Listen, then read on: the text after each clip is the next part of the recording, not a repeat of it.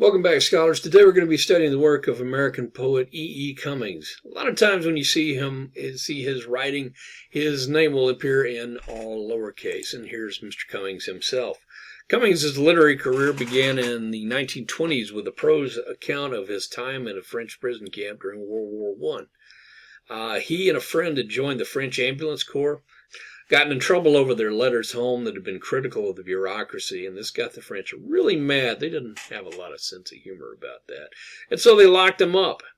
Cummings found the idea of being locked up by your own side outrageously funny, and inspired a profane and humorous account of the ordinary soldier and an attack on bureaucracy entitled The Enormous Room.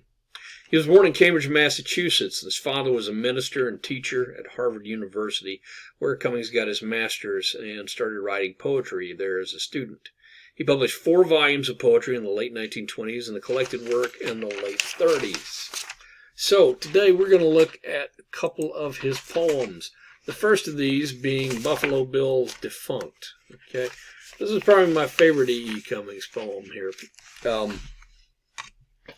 Years back, I was reading an edition of, an issue of Poets and Writers, and there was this famous writing teacher interviewed, and they had a photograph of him. He had a tattoo on his arm that said, "How do you like your blue-eyed boy, Mr. Death?" So let's take a look here at Buffalo Bill's Defunct. Buffalo Bill's defunct, who used to ride a water-smooth silver stallion and break 1, 2, 3, 4, 5 pigeons just like that. Jesus, he was a handsome man. And what I want to know is, how do you like your blue-eyed boy, Mr. Death? All right. Fantastic poem. Very, very brief little poem here. And the lines here, everything here is this way on purpose. He does this to kind of guide you, the reader. There's an allusion here to Buffalo Bill Cody, the American cowboy who had the famous Wild West show for a number of years. He uses defunct to mean dead. Death, right? Notice the rhythm here too. It's meant to sound like a live horse galloping, and break 1, 2, 3, 4, 5 pigeons like that. Right? The imagery here too of a water smooth stallion, because a horse in motion moves like water. Right? It's smooth. If you look at footage of a horse running, you can see the smoothness of it, a stallion in full gallop. The pace is meant to guide you as to how to read the lines, and then it slows down after the part about the pigeons. Jesus, he was a handsome man. And then at the end, what I want to know, now, even though Buffalo Bill was a handsome man, he's dead now, right? That's all there is. The point being, we're all going to die, and death is the great equalizer. Right? But there's a cockiness to it, too. How do you like your blue-eyed boy, Mr. Death?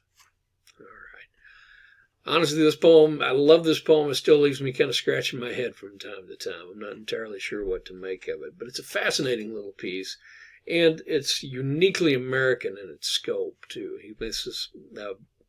Cummings wrote 2,900 different poems. He's one of the most important poets in the American canon here. Okay, so let's take a look at another one here. Pity this busy monster, man unkind and not. Progress is a comfortable disease. Your victim, death and life safely beyond, plays with the bigness of his littleness. Electrons deify one razor blade. Into mountain range lenses extend, unwish through the curving whirlwind, till unwish returns on itself. A world of made is not a world of born. Pity poor flesh. And trees, poor stars and stones, but never this fine specimen of hyper-magical ultra-omnipotence. We doctors know a hopeless case if... Listen, there's a hell of a good universe next door. Let's go. All right. So what's going on in this poem here? Well, here's a little bit of a hint.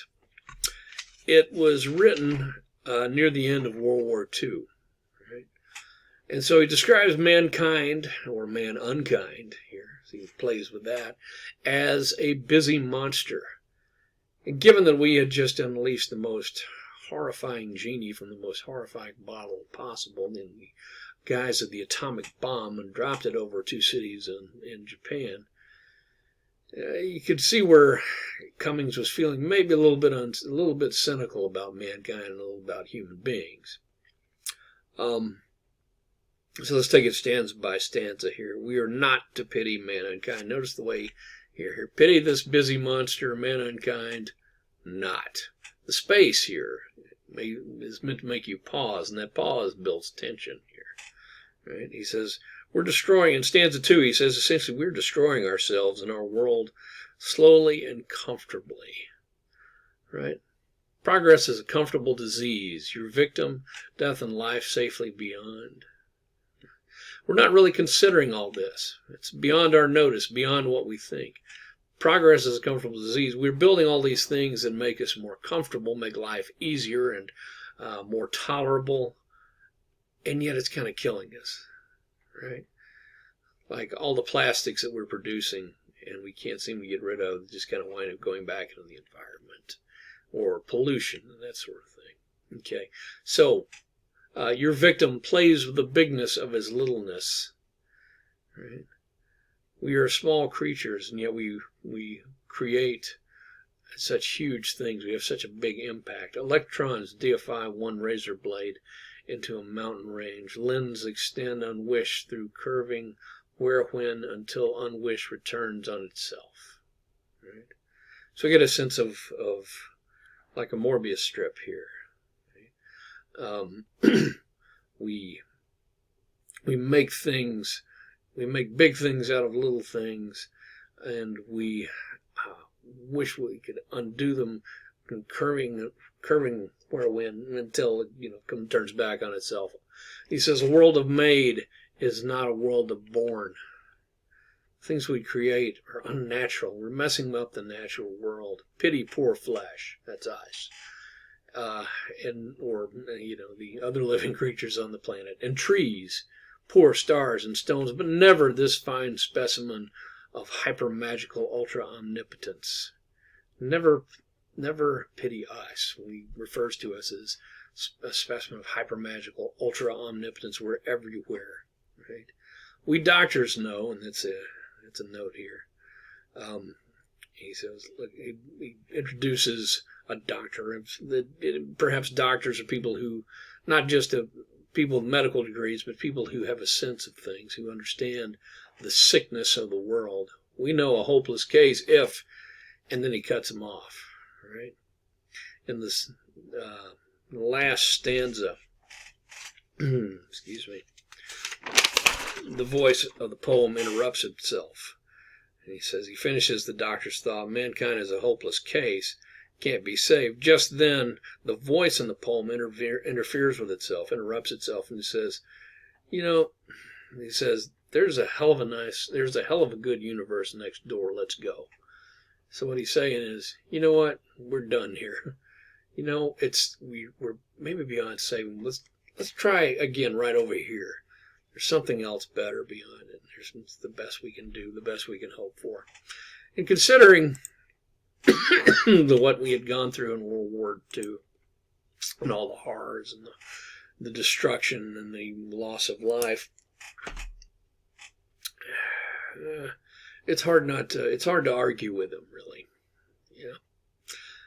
So this is poetry as a means by which we craft a better world.